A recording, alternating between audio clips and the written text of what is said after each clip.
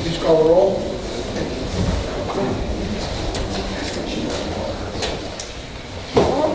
Trustee Costa? Present. Trustee Caprio? Present. Trustee Rogers? Present. Trustee Suisse? Present. Trustee Varian? Present. Mayor Yukich? Present. Okay. Are there any amendments to the agenda? Yes, Mayor, I would like to table the minutes of E, the minutes from December 14th. Okay. You're making a motion, so I need a second. I'll second. Okay. Any discussion?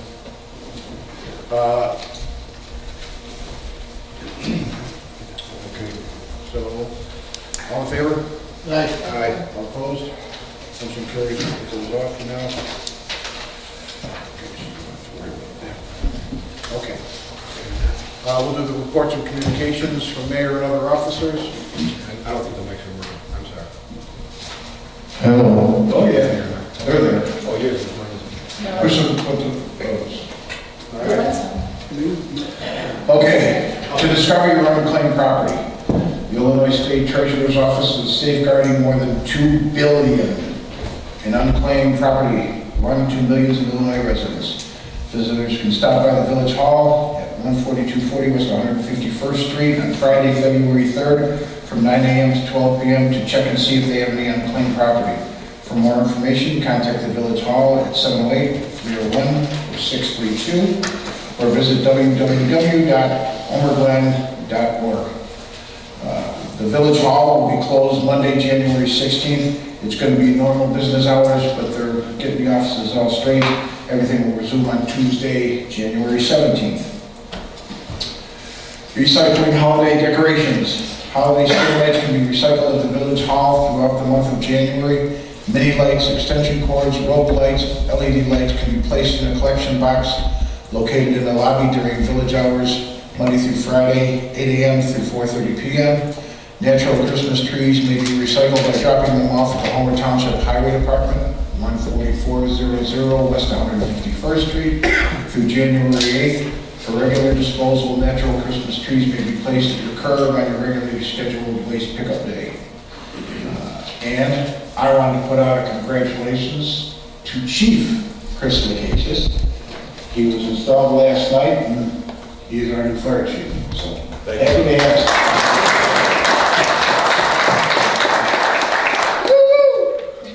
Okay, Bob. All right, we'll go to the trustees. Trustee Varian. Just real quick report. I don't know what time that is. They're not working.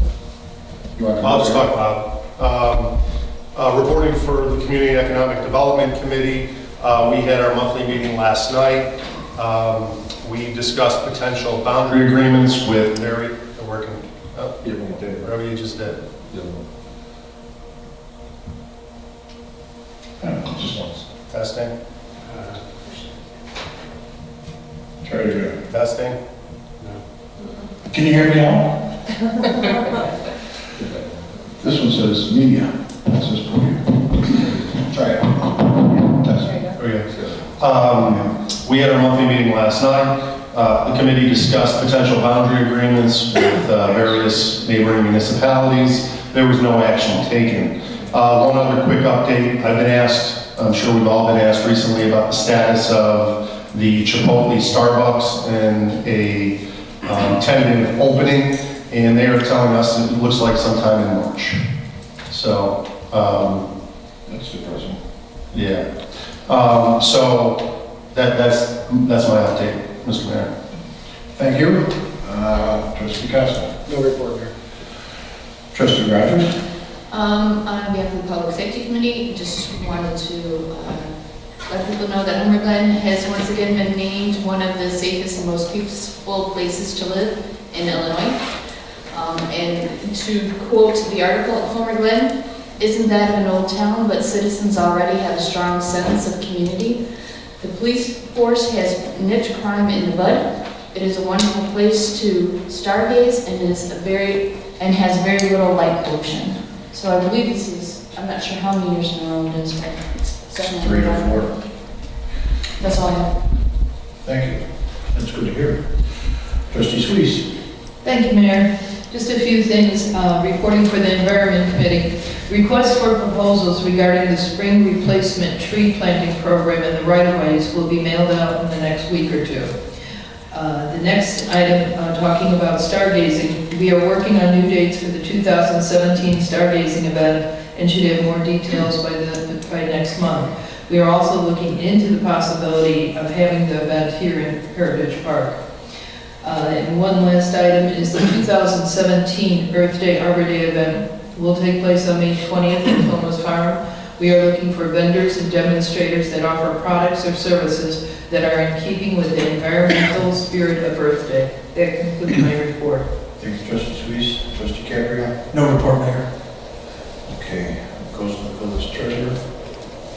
Payroll report? No report, Mr. Okay.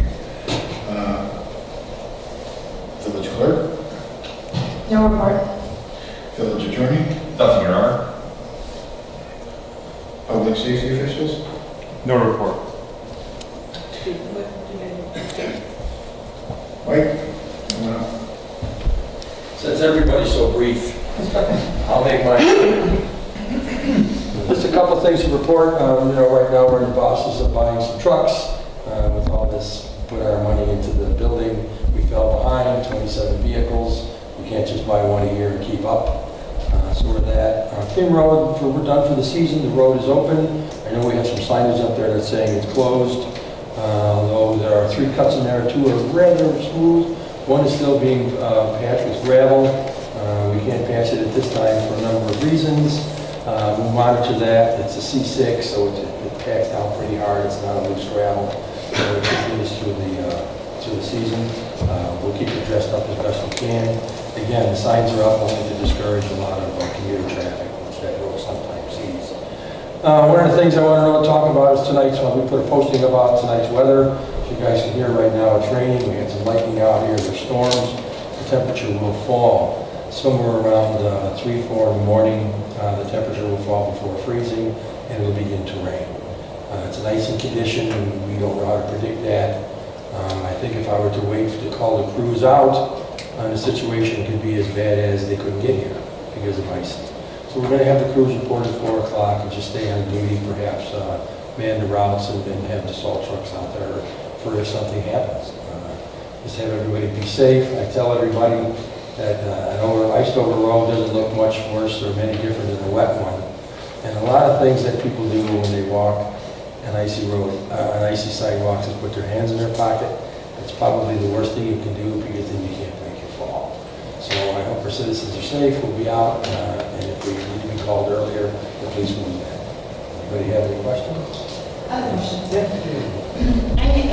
On occasion, I'll come across people who say, oh, Bell Road was so icy, and why didn't you guys plow?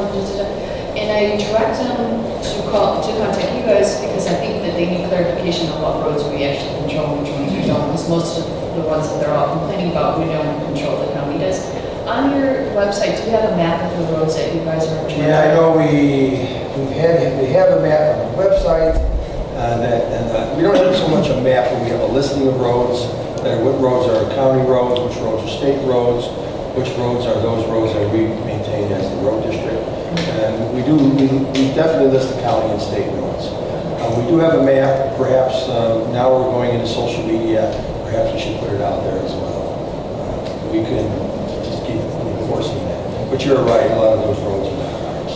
Yeah, well, 99% of the roads that people come to public safety about or anything else aren't roads that people trust. I just think it would be nice, if you guys put it on your new Facebook page or something, just to get it out there so they know who to contact and that it's not the village. Well, and I don't mean to berate the county. They do a good job. They probably are not as conscious as we are. But one of the things you have to understand that when they are called out, not only does it take time for the crew to get in, their garages are probably 30, 40 minutes from here. So that adds to the time too. So you always have that gap when you have somebody servicing roads and they're so far. Thank you. Thank you, Mike. Next is public comment. Anyone sign up to?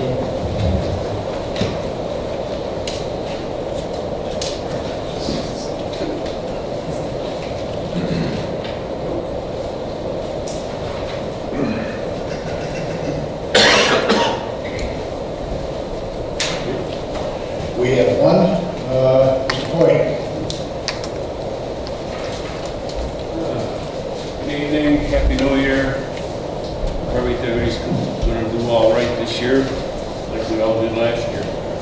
I have a little bit of a, it's not a dilemma, but I have a few questions, and I think maybe somebody should maybe be sent out to Lockport, and some questions might be able to be answered with this. Don't go by the pictures, because typically the horizon put one on the left is upside down, if you notice the arrows. It's got Archer Avenue in a wrong spot. Anyway, here's where on the back of that paper is a few of the questions while I was watching the tape on TV last night. Groundwater. They're going to build this complex and from 355 all the way to Archer Avenue. There must have been 50 to 100 people there last night protesting they don't want it. By the end of the meeting, and by the time I got done watching this on TV, it was horrendous that, you know, and they're going to go through with it, I guess, and send it to this was just the plan commission that was on TV list. To me, it bothered me groundwater. Like behind Home Depot, they got all these little lakes and that, and half of them won't take fish. Now, why won't fish grow in them ponds is beyond me, other than they must be contaminated or something. I don't know. Also, all of this truck traffic now on the east side of the expressway, we already have all these truck terminals. Is them things pay more taxes than homes would with people living in them? I don't think so, but I don't know. Does the tax money to their profit? What's the attraction that Lockport's going to take all of this property, 200 and some acres, and put in more trucking terminals right across the new ones we just had put in on our side of 355? Fumes, diesel. This goes right up against the wolf farm out there. That guy is, I mean, he's irate with this. He said it's, you know, with the fumes and everything, you know, we're specialists up there that talked about the fumes from that diesel could kill some of these animals he has. So he's going to blow, you know, his business is going to be blown. My main thing on the back of that gives you a few of the things that I wrote down while I was watching this. Fire department wanted a road going in from that, the new one location, all the way to 151st Street. They said, the builder said he'd do it. But then the village of Lockport says, no, you're not going to do it. But for the fire, ambulances and stuff like that, you have to put a road in there. In other words, there's a lot going on here.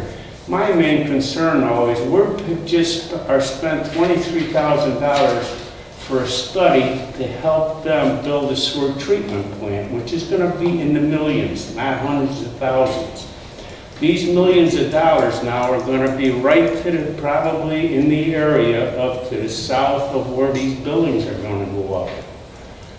We have to look into that, because if we're going to go and partner up with them on a sewer treatment plant, are we going to supply them buildings and all the people that are employed in these buildings and all of that with water and sewer?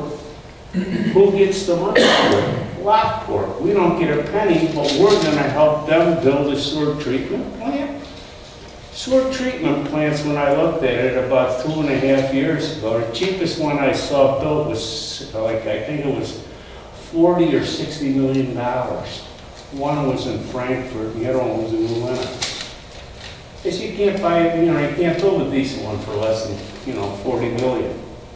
Well, all right. Lockport wants us to partner up with the water, Illinois American purchase, with the rest of the communities that are in with that. We have to look into this, what they're going to do. Who's going to have to pay the money to build that plant? And if their Lockport is going to reap the benefits, let them pay extra money for what they're going to take care of with the sewer treatment and stuff from these buildings and the people that are in them. Also, that's in Homer Township, if I'm not mistaken. I don't know what the boundaries are on the west side there, other than I know Mike does work side there somewhere. I don't know, because I don't know, I don't have a township map that tells me exactly what his boundaries are. Lights, roads, road maintenance, snow plowing, all of this stuff is gonna be, I'm not positive, but I think it might be included in these new buildings. That's the township again, and us. There's, like I say, just go through the thing on the back there and take a look at it, and then all of a sudden, it's just a few questions that should be answered before all of a sudden they, bring this in front of the board, Lockport Village Board, and then all of a sudden they make decisions that are gonna probably test us on some of this stuff. And I mean, it's not cheap for us to wind up being included in something like this. Other than that, according to my records, we're going to have approximately 100 different subjects. We're going to wind up now, we made our last payment to the shopping mall at 143rd in Bell Road. So that means we are going to save our village $135,000 a year now for us. Is that right? Not sure if it's the exact number, but yes, it will stay with the village. Right, because the last payment was due 12/31/2000. Whoops, my mistake, 17. Yeah. That's next year. So next year, in December, will be the last payment that we make for them, and their gross profit then will go up to $2 million that we have paid them for being business owners. The only thing is, like I say, next December 31st, we're going to save $137,000 a year for us. And we'll have the employees and staff, so. Right, and that'll even add to it. So, and I hope that we don't give them any more tax incentives with everything picking up the way it's been picking up. Because I did talk to the assessor, and every year they protest their taxes, so it's costing them a lot of money to research. We don't give up anything on it. We don't collect anything on it. So, And as to the questions, Glen, you got a couple of those you want to answer? Let's see, there was a couple of different things. So my understanding is the Lockport project's within Lockport's boundary, so I don't believe the services would fall onto the township from a road maintenance or plowing standpoint. My understanding is the property was already zoned from the 70s as industrial. So when it went through the plan commission process, it was tabled in a previous meeting, and it was brought back last evening. I believe they reduced the size of the development slightly. They increased some of the setbacks and screening on the development. It got recommended a 5-1 vote from the plan commission. The concern was if they turned down the item that they would be sued by the developer because they had certain rights based on the underlying zoning. I don't have a lot of comments on the different contamination issues or diesel issues. There's a lot of different background on that. A couple of the other things as far as lights and things like that, they're going to fall under Lockport standards, their design standards. Taxing, the property is going to be assessed at the same rate, 1/3, as it would be residential, commercial, industrial. So the benefit, probably from Lockport's standpoint, is a diversification of the product. They can get income tax from the employees that are working there. The employees theoretically might shop in the area, so they might get some revenue off that. A lot of this is obviously Lockport's item and Lockport's issue. So, I would recommend that if you've got some concerns, we do communicate back and forth with Lockport, but I would recommend showing up at the Lockport's board meeting and express some of your questions there. And I think you had some questions on the sewer treatment plant. So the small study that we're doing is more of an assessment, a needs assessment of our area Lockport and Romeoville. So there's no commitment on any expansions or development. It's really a needs assessment. And even if there was, we only have a very small component that would feed into any of their systems. So no matter what the the future expansions needs, ours would be based only on our needs. So it would be broken down by most likely acreage or territory. And I'll just make a guess, if ours is 10% of the territory, our commitment would be 10% of the expansion needs. So if the need is being driven by Lockport and Romeoville, we would carry the share of those future expansions. But we've not even gotten to that stage. We're still looking at the assessment aspect, and there's no commitment, even if the assessment comes back that there's a future need that we have to commit any dollars. It's just to determine what the future might be. So very beginning stages. Thank you. And like I say, it's just another, they're also talking, which I don't know, if part of Archer Avenue's included this, but Archer Avenue's got to be what, state road, county road? State. No idea. Anyway, they're going to widen that, they talked about last night. 4 instead of 2, which is good. But like I say, all this costs money. And then all of a sudden, between the township and our highway department, which is just the depot. It shouldn't, that development shouldn't affect the highway department. Actually, it would, in one sense, it would help the highway department from the taxes that are generated off those developments would go to the township, but their services aren't necessarily supplied by that. So for the township, it's actually a benefit from a tax perspective, because they'll get real estate taxes off those buildings, but won't have to supply services to those buildings. In other words, none of this property is in Homer Township. It might be in Homer Township, but it's incorporated within Lockport's jurisdiction, so it's within the city's jurisdiction, not an unincorporated township area. So service-wise, they don't have the same agreement that we do for the roads. So Lockport itself would handle, maintenance of the streets, maintenance of plowing and those things. The city of Lockport. Well, we must do quite a bit of work out there because Mike, 2 or 3 months ago, gave me a check for $1 million. I don't know what the. Not sure, yeah. Yeah, so. Yeah, but we have no control of the buildings that they're going to, we're not going to set it on either, but there's nothing we can do about it.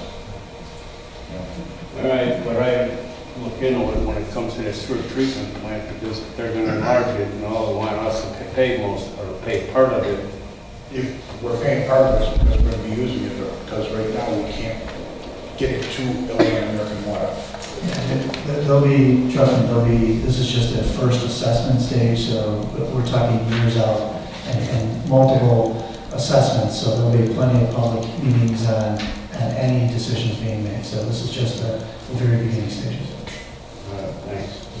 Okay. That's it for public comments. Extra legislation and action items. Is there a motion to approve resolution number 17-001, resolution approving the full release of the remaining development guarantee for the Victorian Village development in the amount of $540,630.48? So, Trustee Costa. I'll second. Trustee Cerise. Is there any discussion? Madam Clerk, could you please call the roll? Trustee Barron? Aye. Trustee Suisse? Aye. Trustee Rogers? Aye. Trustee Cabrio? Aye. Trustee Costa? Aye. Motion carries. Number 2, AED ordinance. Is there a motion to approve ordinance number 17-001, an ordinance requiring automated external defibrillators, AEDs, and certain occupancies within the village of Homer, Glen? So moved. Trustee Cabrio? Second. Trustee Rogers? Discussion? This is something that Public Safety Committee has been working on for, I would say, probably about 18 months. And it started with an unfortunate incident within the village where, unfortunately, someone was in one of the buildings and passed away. So it started with a spearhead from that. with the prior safety committee. So since then, this past April, we have a new safety committee, and we've kind of continued on from there. It's gone back and forth between the attorneys and the village manager and public safety. Brought it to Brian's committee. Brian's committee was in support of it. The chamber, brought it to the chamber. The chamber was in support of it. In the basic concept of it was to start at large, and similar to how they did with fire sprinklers many years ago. Not everybody had them. They started in the bigger buildings, and as time went by, moved it along. This is the way that this ordinance reads now. If no new buildings were built in the next year, it would affect 3 different businesses, because 4, but one unfortunately already has it. AEDs are very reasonably priced.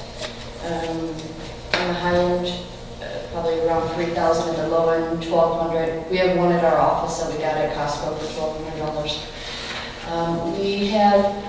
I've asked both of the fire chiefs to come. Both of them have been involved in the process of putting this ordinance together. They've reached out to other fire departments surrounding the area, one of which already has this in place, another of which is looking to put it into place. So I would just like to ask for Chris or Todd if you could just kind of fill in the technical details that I don't know as a fire person.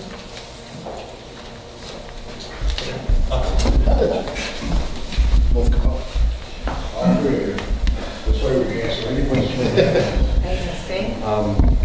Like Beth had said, we had started 18 months ago because there was a death where an individual did pass away, and from that we had found out that he was what is considered in VFib, and VFib is a shockable rhythm, and that's where the AED comes into play.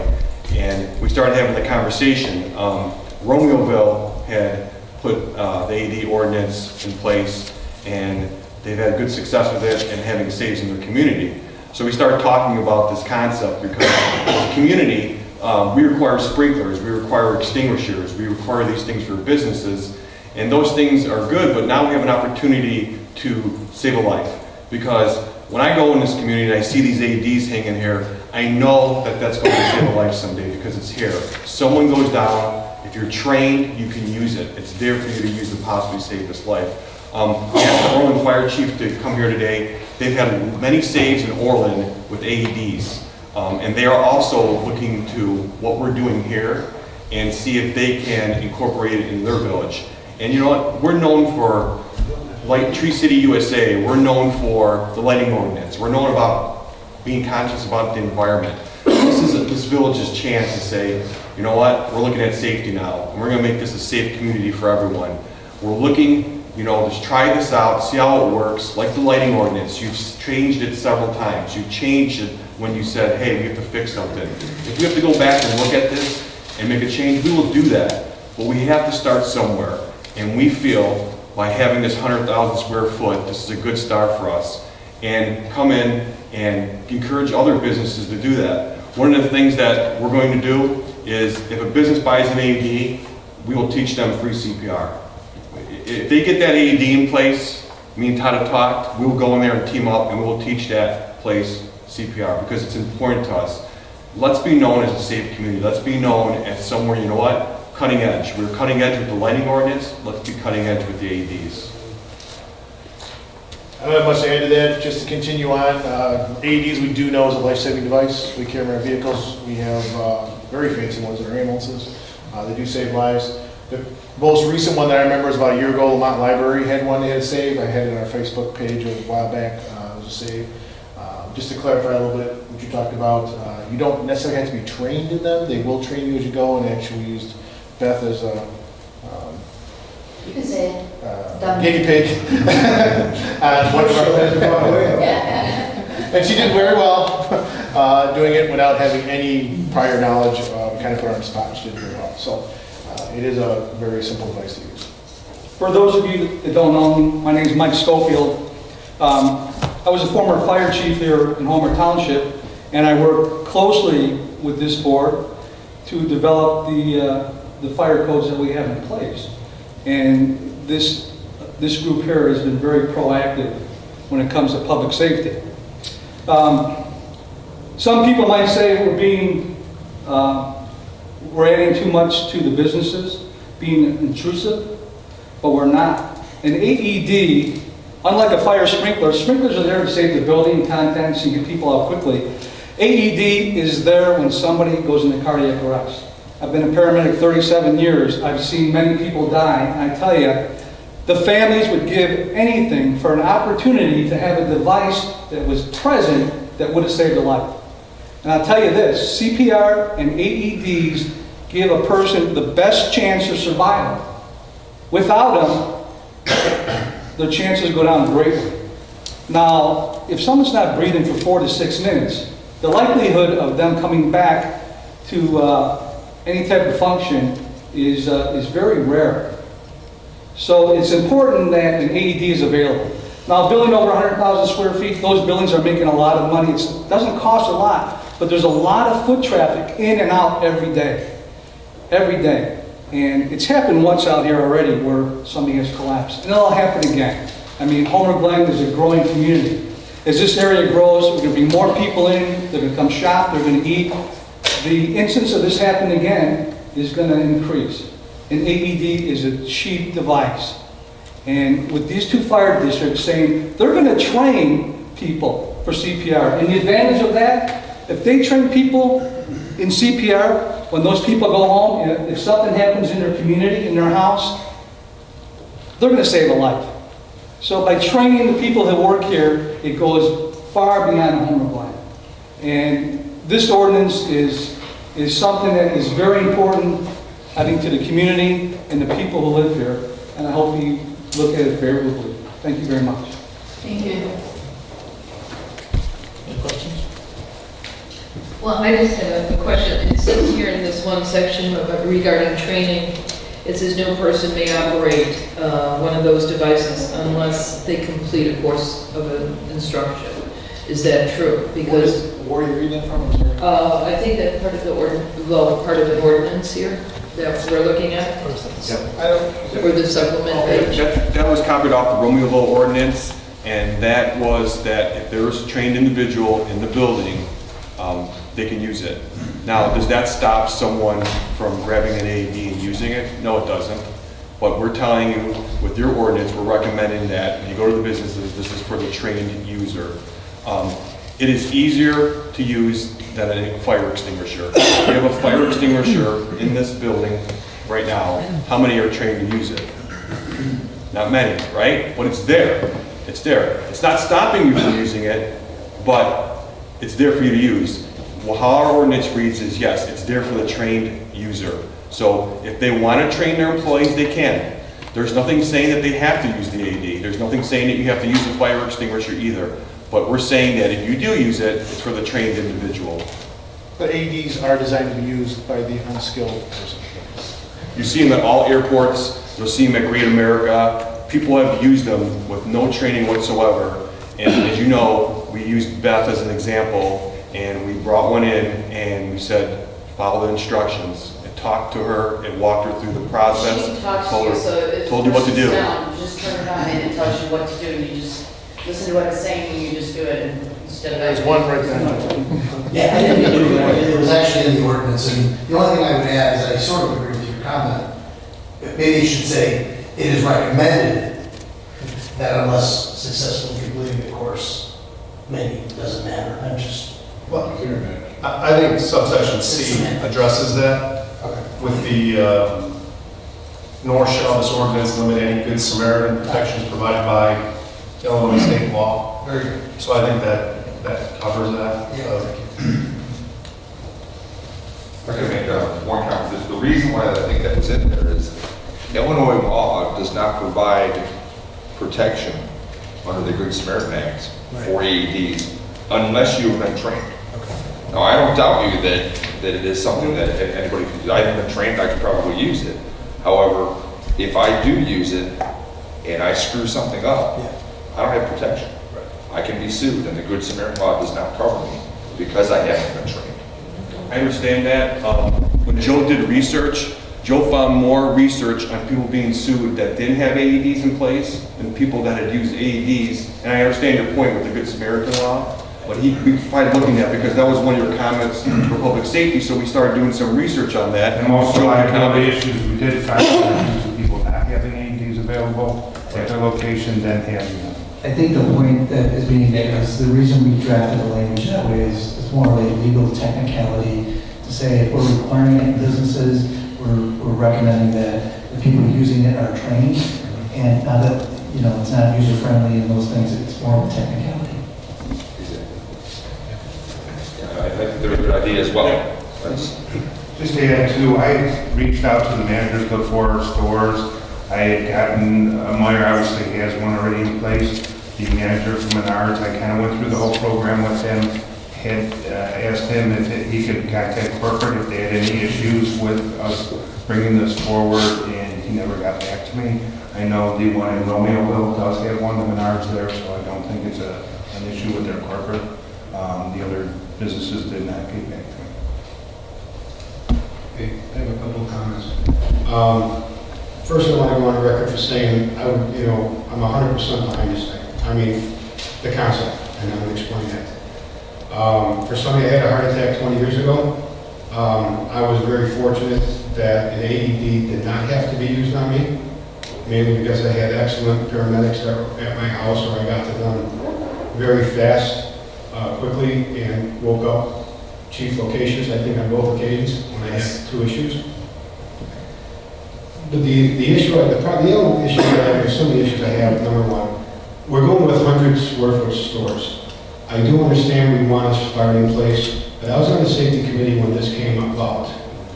And Chris, I think we had a discussion one night, and I said I would support this for a couple of reasons. Number one, my main reason on support of this would be that if we're going to mandate businesses to have these for the safety of our community, I think that the village should put in funds to help the businesses to purchase these.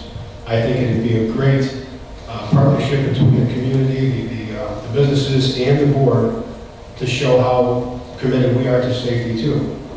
We're not only telling the business they have to have it, we're willing to put up some money to help you pay for that.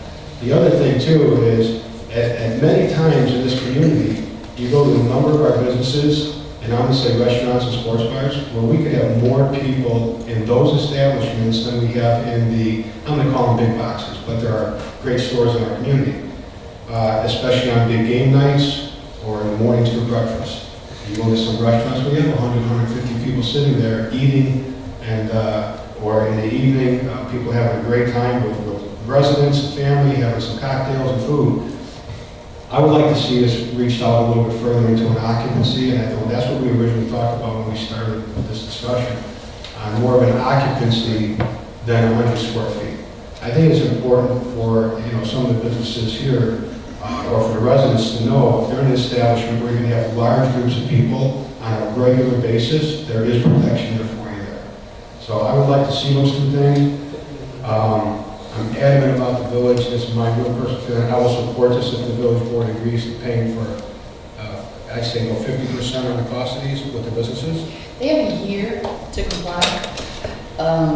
If Myers or Menards can't come up with $1,200 a year, they could come to us and ask for a variance. They could, at that point we could address it. I think to put it out there to say, we have these funds, especially because the goal here is to look at the effectiveness of this. I'm confident this is going to be something that's life-saving and in the road this to where we do get to some of these places that you're concerned about. And then you're looking at, big dollars. And at that point, if the mom and pop restaurant says, $1,200 is a big deal for me, I can't come up with it in that year, they can come to us, we can ask for a variance. If that is the case, and then at that time revisit whether or not that's something we want to put into the budget. I think we can use funds from the video gaming community. I think it's a perfect place to use the money for. It's for safety of all of our residents in our community. If we're going to be serious about this, let's start off on the right foot. Why should the businesses, bigger stores that can afford it, say, okay, well, I have to buy one because of the ordinance, But then in a year, or in 6 months, if this trickles down, I'm using the word trickle down to smaller businesses, that they're possibly helped with this. Let's start off on the right foot, and let's show a commitment to this program, and come up with and fund half of the AED. We may get more businesses without me having the ordinance in place. They'll say, well, if the village is going to do this, I want to get mine in my establishment to protect my patients too. Right, initially, as we're talking 100,000 square feet, just, and, for the cost for our fire departments to teach that CPR is way more than the $1,200 that business is paying. But we're making that investment in that community because we feel this is such an important thing for this community. So we're making that initial investment. We did talk about funding. We had talked about our committee, and a couple of concerns were, do we do it forever, or is this just for the first 2 years, who jumps on board? We had talked about that a little bit in depth, and we wanted to see, first of all, if businesses were going to have a problem with it. And like Trustee Rogers just said, we put that part in the ordinance where if there's a problem, they can come to us and say, I can't afford it, and then we can see how many of these businesses are affected. And then we said, could we do it to the long term? Could we do this down the road? And then we weren't sure of, was there going to be a trickle effect for other things, where then they asked, what are you doing about this when this comes up? Are you helping us fund this? Are you helping us fund that? And then I went back to the lighting ordinance, and we talked about that a little bit, and there was no funding for that. There was no mechanism for that. But I want you to understand that we did talk about ways to fund this. There are grants out there. If you go on websites, there are grants out there for AEDs. So I want you to know that we did talk about that, and we tried to see a reason how we could figure something out for that community. But we felt that that was a decision at your board's level, because we didn't know how long you would want to provide AEDs or do matching funds or do stuff like that. And then we came to the thing of, are we going to tell them what AED to buy if we're doing matching funds? And then are we just going to go to one vendor? So we think that, instead of continuing another 6 months, because we had worked on this for 18 months, we wanted to bring it to you guys. Let's see what these businesses say. If they start coming to you and say, hey, this is a funding problem, we don't have enough money for this, then we can say they can ask for a variance. Like, no different than anyone comes to you right now and says, I have a hardship, and they come to you and ask for a variance. There's not going to be maintenance costs for these, correct? Recertifications or? There's pads, batteries, I understand where Trustee Costa's going with that. I agree at some point in the future, I wouldn't want to take on that endeavor today. Right. I think we start large and go granular as we grow into it. That's just my thought, but I hate to, if we have 1,000 businesses, it's $1.5 million if they're $1,500 a year. So I think it's a large number. So we're saying to the businesses now, they have to foot the bill, but in the future, we may help other businesses. No, yeah, good point. Trying to, if you're going to start a program, let's start it. And I like Chris, excuse me for a minute. I like your chief, I'm sorry, not just Chris, but chief.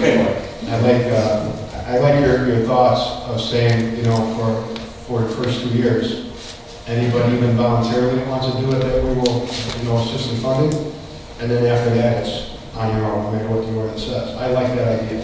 Now that gives an incentive to the business to say, look, it may come to me, it's probably going to come to me in the next year and a half anyway. If they're willing to fund it and help me fund this thing, I'm going to get one now. I'm going to put in my business to possibly save some money. Making it clear that we're not going to maintain them going forward. But I agree, maintenance would be on your own. Yeah. I agree with Trustee Costa. We did talk about this years ago now. And if we did 50%, we had talked about it because when the gaming came out, that would be the fund that we would pull it out of, because basically the gaming profits are for safety. That's how we pay for the octagonals. So it's something that we do have to discuss with the board, because this has not been brought up before, so I don't want to make a decision right now. But we'll bring it up, we'll talk about it. And it is something that can be amended to this ordinance. So this is like, again, this is the beginning part of the ordinance. We can, as a group, look at it, like we have all of the other ordinances that need tweaking and adding and things like that. This has been coming here for 18 months. So this isn't the first time that this board or anybody else has seen it. This is a good starting point and something that we can build on. And if building on, once we look at the numbers or maybe even it's a marketing thing, maybe it's not part of an ordinance, maybe we'll say, listen, we implemented this new ordinance that affects these 100,000 square foot people, but if your business is wanting to partake in this and be a part of this, this is what we're willing to do for a 1-year thing. It doesn't have to be an ordinance to do it. That could be a marketing thing that we do in conjunction with the fire department. It's a good partnership type of a thing to work with both the chiefs and to build on that. This is a bare bones basic starting point, which is where we need to be. And then this is something that, public safety will continue to look at and meet with, Orland. It'll be interesting to see what you guys do. I'm very interested to see that because you have a lot more businesses out there than we do. And we'll build on it and we'll tweak it. And if there's errors, we'll recognize those and fix them. I make 2 comments about the dollar amount. If you go with a dollar amount, what I would recommend is this. Like Beth had said, it could be a $1,200 unit or a $3,000. Make a cap on it, saying not to exceed this amount if you're going to split the cost with that business. Second of all, you do not purchase the AED. They purchase the AED, get whatever brand they want, they bring it to you to verify they bought an AED. That way you're not in the business of telling them what AED to get. So those would be 2 recommendations if you're going to go down that road of funding that. But I agree with Trustee Rogers. Approve the motion today. Let's move forward. And let's say part of this is we're going to come up with some type of funding mechanism. And I think it's a good idea to reach out to the public and say, you know what, we're doing this. This is part of a team. This community is working together to make this a better and safer community. And Orland Fire is here today, and they have a huge commercial. And for them to come here today and say we're looking at what Homer Glen is doing in their businesses because we're trying to implement the same thing, I think that speaks volumes. That speaks volumes of what we're trying to do here, and we're leading. We're in the forefront. Thank you. Just quickly to remind everybody, Romeoville, their threshold for requiring AEDs is an occupancy of 50 people. So a lot of their businesses out there are affected by this requirement. And I'm talking to a gentleman out there from the fire district. They haven't had any businesses say, we're not going to come to the community because you require AEDs. And they don't fund it either. Yes, when you read everything's not allowed. But what Trustee Hester said is true. If we're going to force it upon them, and that's pretty much what we are doing, and I understand it's something that we should be doing, I don't have a problem spending, like you just got done saying, because now 3 different models, I don't want to be telling here, we're buying the cheapest one, we're buying the most expensive one. So, yeah, I think that's a good program that public safety we can work on, a good marketing program. We can approve it tonight, but then discuss the funding of it. Absolutely. Because right now, at least it gets the ball rolling, so we get these things in there. I'm sure, I'm not speaking out of turn, but I feel within maybe 60 days, 2 months, we could come up with something for this board, a recommendation. I'll take work with the village manager because obviously that requires funds. And I also agree that we put a time limit on it. Within 2 years, come to us, we're going to help you out, and after that, we abide by the ordinance. I would just say, so I agree in concept. And anytime we're adding additional regulations to businesses, I think we need to be very cautious. My concern with us contributing to that is setting a precedent that we're going to help fund life safety regulations in this town. And if we do it on this, where does it go from there? So I agree in concept for sure. I think, again, this is a new thing. Right? Romeoville was sort of the first ones through the wall. Correct. Like Joe, I've talked to officials in Romeoville through the committee process, of which the Economic Development Committee was broadly supportive of this. But through that research, had many of these conversations of what's been the response. They started large, they amended, made it an occupancy of 50, and the pushback has been, according to the mayor and officials in Romeoville, almost nothing. So I would just say my hesitancy on us contributing any funding to this would be setting that precedence of, you can have a business that comes in and says, well, I can't afford the fire sprinkler system. Can you guys kick in? So I agree. I also think being sensitive to the costs incurred to businesses, I think, I guess maybe let me clarify one thing. I believe the chamber is supportive of this. And have we heard any opposition from the business community on this issue? No. We didn't at our committee. I'm not sure public safety did. So I guess with that thought, I would say, one, I'm in agreement of let's institute this, right? This has been a lengthy public process. We have not had opposition from the business community in town, and in fact, the chamber is supportive of it as drafted. But two, to address, I think, some of the funding issues, I think it's an opportunity to maybe be creative and maybe encourage the chamber to work with other area chambers for, sort of the Costco purchasing power type of thing, right? Where bulk buying, if Orland decides to institute something similar, and I think as the cost of these continue to come down, similar to any electronics, we just continue to see the prices come down. I think these are things that, we're going to look back 5 years from now and sort of laugh at this, that these are going to be common in homes, not just in businesses. So I would say I'm comfortable voting to institute this tonight as is. This is what's gone through the committee processes. There's been broad support. There's been broad support from the business community in town. And I just think there's potentially other ways to explore whether we at some point look at funding or get more creative and work with some of the private entities to help bring down the prices to make them affordable. And I would say to the lower occupancy, because I think that's another great point. The bars and where we have lots of people congregated, I think we can start here, but also work on a public safety PR campaign to encourage those businesses. And I think part of that is what's in our packet when you talk about some of the research that Joe's done on the liability, that there's been more lawsuits on various entities that haven't had them, and someone has died and successful jury verdicts the other way. And I think that's something we can use to encourage right now from a PR standpoint, not a regulation standpoint, those other businesses in town. I concur with your thoughts, Trustee Varian, and I think we should take a look at what you said, different funding or different ideas, and also look at the occupancy. Because what you said, Trustee Costa, it's true. A lot of the bars and restaurants, sometimes they'll have quite a few 100, 200 people. So I think this is a good start. So, can we vote? Yeah, we'll take a vote on this.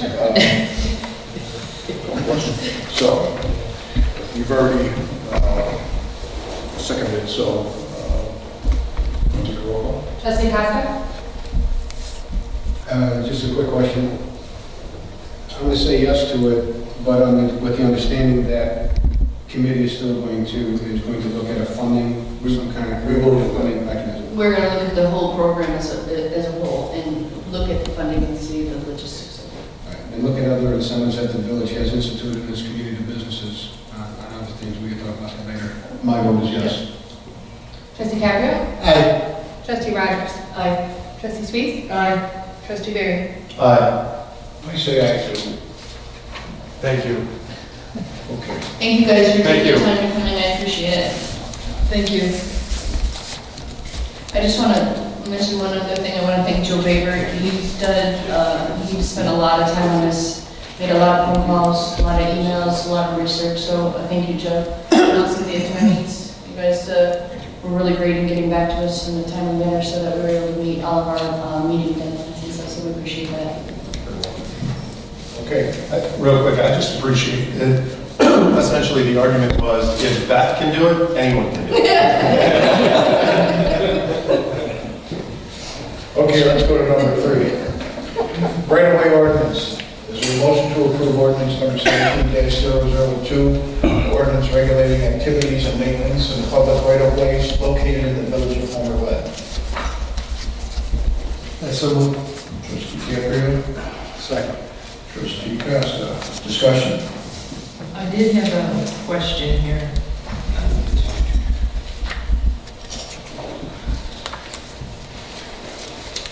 Okay, it was saying some of the items or activities that's happening in right-of-ways, if you were saying something about maybe mailboxes and structures and boulders and things, if it is currently there, are we moving forward, or if we're going to look at? I've talked to Highway Commissioner DeVivo on this. That we do have some issues out there currently that are safety issues, sightline issues. So I think over time what we will do is evaluate certain situations and deem it either a safety issue or not with sightlines or traffic signage, if it's blocking signage or pedestrian walkways or things like that, and may reach out to those residents and see if we can get that issue resolved. So there's no grandfathering? No. There is no grandfather, but the mailbox portion of that, the current mailboxes that do not comply with the United States Postal Service standards, those will be allowed to remain, and if they were needed to be replaced, that's where they would have to be brought up to the current standard. So it's only the thing grandfather would be mailboxes, but then everything else should take a look at. Correct, and we would be putting that in all our new building packets, so we got that information out to new residents and home builders. This is another item that's been through public safety a couple of times. There was, I think what came up about it is there was this big, huge mailbox that was put in the right of way, just gets in the way of snow plowing and things like that. After the person was told not to put it there, built it anyway, like on a weekend. And so it kind of started with that, and one of the things that we said is, no, we're not going to go tearing out people's mailboxes. But if it's in a program where we're doing the road improvements and those mailboxes are coming out and they go back in, they have to go back in the right way. Mr. DeVivo, I'm correct in saying that, right? That's the direction that we were saying. If we take it out and it's in the wrong spot, when it goes back in, it needs to go back in what we consider to be the right spot. My policy previously has been that when we address a road, the arterial road, where speeds are 30, 35, 40 miles an hour, and there's a brick mailbox there, I always ask them to take it down. If they won't take it down, then I will. I, in the past, have tolerated brick mailboxes in subdivisions. The speeds are slower there. I don't want to say they're safe, but they're not as dangerous. But if you have a resident on a slippery road sliding in some of these brick mailboxes we have, or children in the car, people get hurt. If you hit a brick mailbox at 35, 40 miles an hour, it's detrimental. So I'm not going knocking on doors to take the mailboxes out. But if I'm going to improve the road and work on it, then I have to address that issue as part of that improvement. That has been my philosophy.